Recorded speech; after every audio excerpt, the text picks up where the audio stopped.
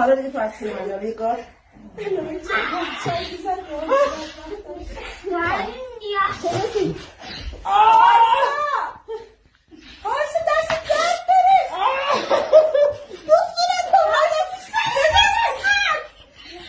بیچاره از کار